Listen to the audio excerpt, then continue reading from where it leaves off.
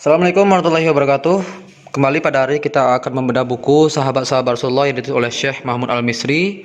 Pada kesempatan kali ini kita akan membahas sahabat Rasulullah yang bernama Syuhaib Ar-Rumi. Nah, pada sebelumnya kita sudah bahas tentang dari Abu Bakar As-Siddiq, Umar bin Khattab, Utsman, Ali, Talha, Zubair, Sa'ad bin Abi Waqqas, Abdurrahman bin Auf, kemudian Sa'id bin Zaid, Abu Ubaidah bin Al-Jarrah, dan pada hari ini kita akan membahas tentang kisah Syuhaib Ar-Rumi, ya, halaman 45.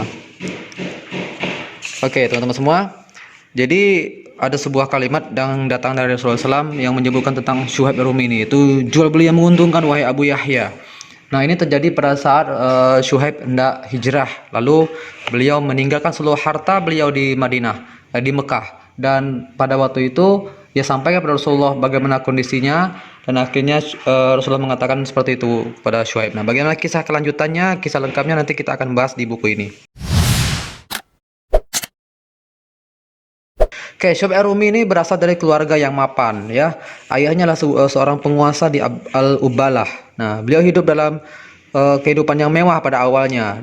Yang penguasa Ubalah ini dia di bawah kekuasaan Raja Kisra, ya, atau Raja Persia. Nah, kemudian pada suatu hari terjadi sebuah perampokan, ya. Pada waktu itu Syuhaib yang masa kecilnya dia hendak berjalan ke sebuah daerah. Nah, ternyata di daerah tersebut diserang oleh rombongan orang Romawi, ya.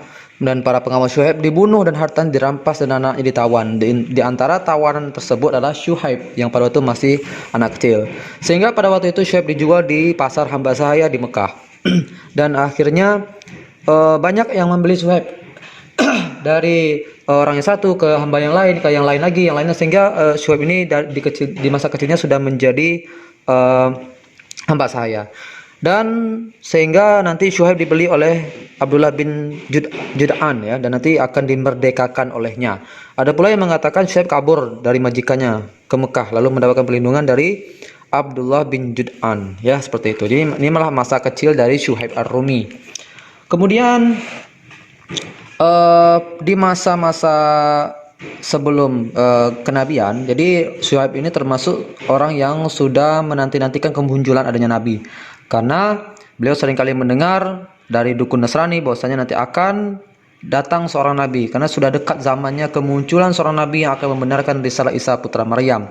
Dia muncul di Mekah, di Jazirah Arab, yang membawa manusia dari kegelapan menuju cahaya. Dan kebetulan pada waktu itu dia sudah nyampe di Mekah, maka dia tunggu-tunggu pada waktu itu.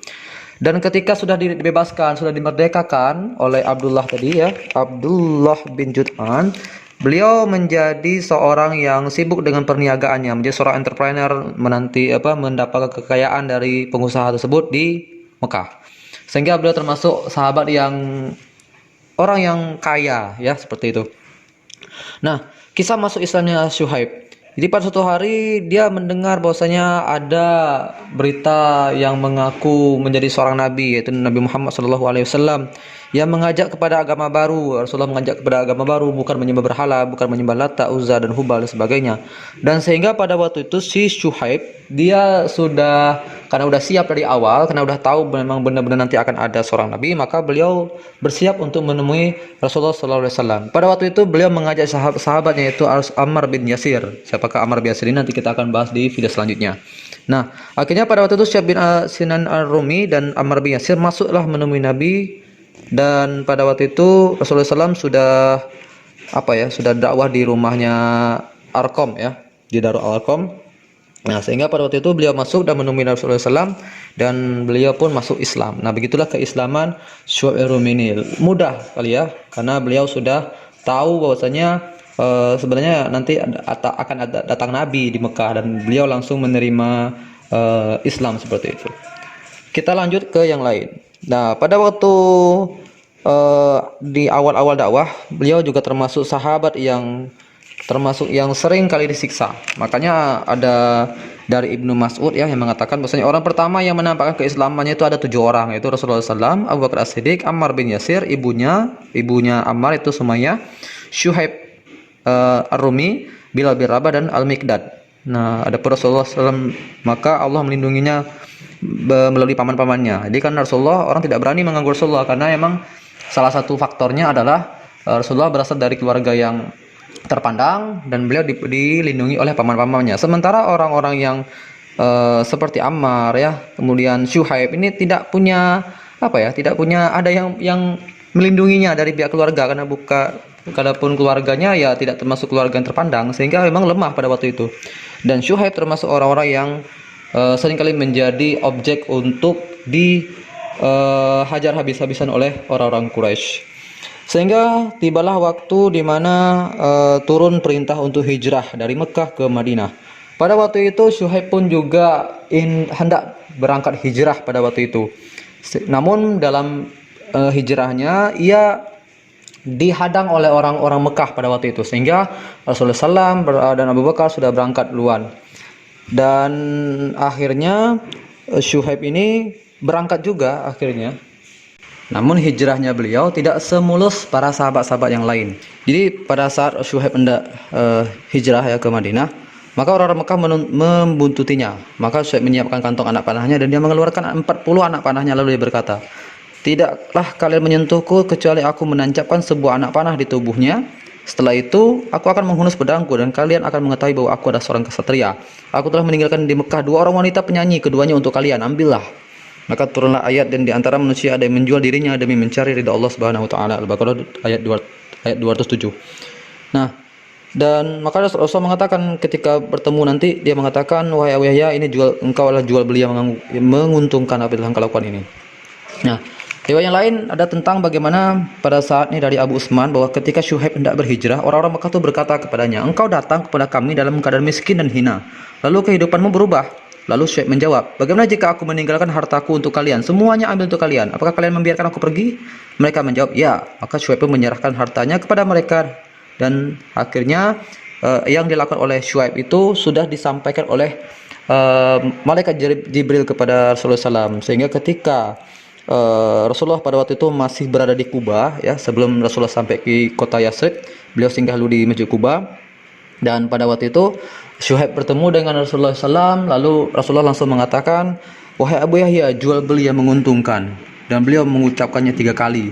Dan maka aku berkata, kata Syuhaib, "Tidak ada yang mengabarkan ini kepadamu selain Jibril." Nah, begitulah kalimat yang tadi, yang di awal tadi didapatkan oleh Syuhaib ini. Dia hijrah, memang betul-betul hijrah, dan dia tidak menghiraukan hartanya diambil oleh orang Quraisy. Terserah, ambillah, yang penting saya mengikuti Nabi Muhammad sallallahu alaihi wasallam.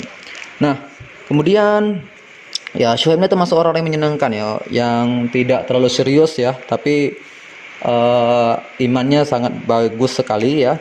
Nah, ini pada suatu hari ya, Syuhaib berkata, "Aku datang menemui Nabi Muhammad SAW di Kuba. Di tengah jalan mataku sakit dan aku lapar. Pada saat itu di depan Nabi ada beberapa butir kurma segar, maka aku mengambilnya.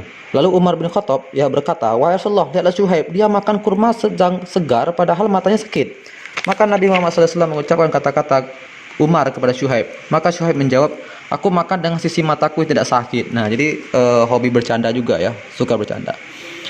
Kemudian dan Rasulullah senyum ya. Ini lewat lain ya. Syuhaib berkata, "Aku datang menemui Nabi. Pada saat itu di depan Nabi ada roti dan kurma. Maka Nabi berkata, 'Mendekatlah dan makanlah.' Aku pun mendekat dan makan kurma tersebut. Maka Nabi bersabda, 'Engkau makan kurma sedangkan matamu sedang sakit.' Maka aku menjawab, 'Aku mengunyah dengan mata yang lain.'" Nah, jadi dengan bahasa yang lagi bercanda ya, seperti itu. Dan Rasulullah memahami Syuhaib. Nah, Syuhaib ini termasuk sahabat yang ikut di seluruh peperangan yang di masa Rasulullah SAW. Ini Syuhaib mengatakan, "Tidaklah Rasulullah SAW terjun ke dalam sebuah peperangan pun kecuali aku ikut bersama beliau. Tidaklah aku ada peristiwa baiat pun kecuali aku hadir. Tidaklah ada sebuah pasukan pun yang dikirim oleh Rasulullah kecuali aku ikut bersamanya. Tidaklah ada satu peperangan pun yang diikuti oleh Rasulullah di awal dan di akhir masa kecuali aku ada di sana, di kanan atau di kiri beliau. Mereka, musuh Allah, tidak takut di depan mereka kecuali aku di depan mereka, dan mereka tidak takut di belakang mereka kecuali aku di belakang mereka. Aku tidak pernah menjadikan Rasulullah ada di antaraku dengan musuh sampai Rasulullah wafat." Nah, begitulah kedudukan Syuhaib yang menjadi kesatria yang memang benar-benar menolong Rasulullah Shallallahu Alaihi Wasallam. Nah,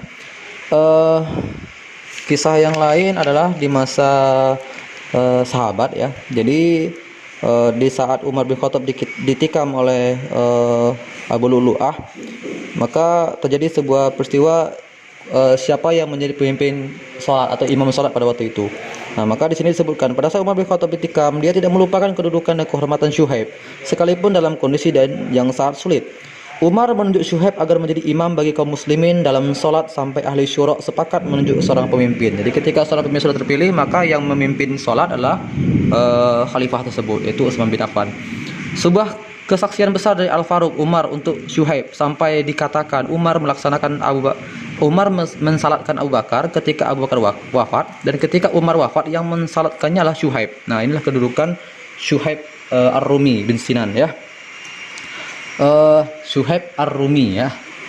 Kemudian nah ini akhir hidup Syuhaib ya. Jadi beliau sudah banyak sekali mengikuti peperangan ya, membantu Islam dengan harta dan jiwanya, dan akhirnya beliau hidup sampai usia 70 tahun dan 70 tahun, dan beliau melihat bagaimana kemenangan umat Islam yang bisa mengalahkan Romawi, bisa mengalahkan Persia, dan beliau menjadi saksi pada waktu itu. Dan pada saat fitnah terjadi di masa Utsman ya, Syuhaib memilih tidak terlibat dan sibuk dengan urusannya sendiri. Akhirnya Syuhaib wafat di Madinah di bulan Syawal tahun 38 Hijriah. Oke, begitulah kisah Syuhaib Ar-Rumi, seorang yang awalnya menjadi lahir di kehidupan yang serba ada, akhirnya dia diculik menjadi seorang budak, akhirnya dijual, akhirnya kembali, dan ketika masuk Islam dia menjadi orang yang sangat mulia. Itu saja. Selanjutnya kita akan bahas tentang kisah Salim Maula Abi Huzaifah. Siapakah dia? Silakan nonton di video selanjutnya.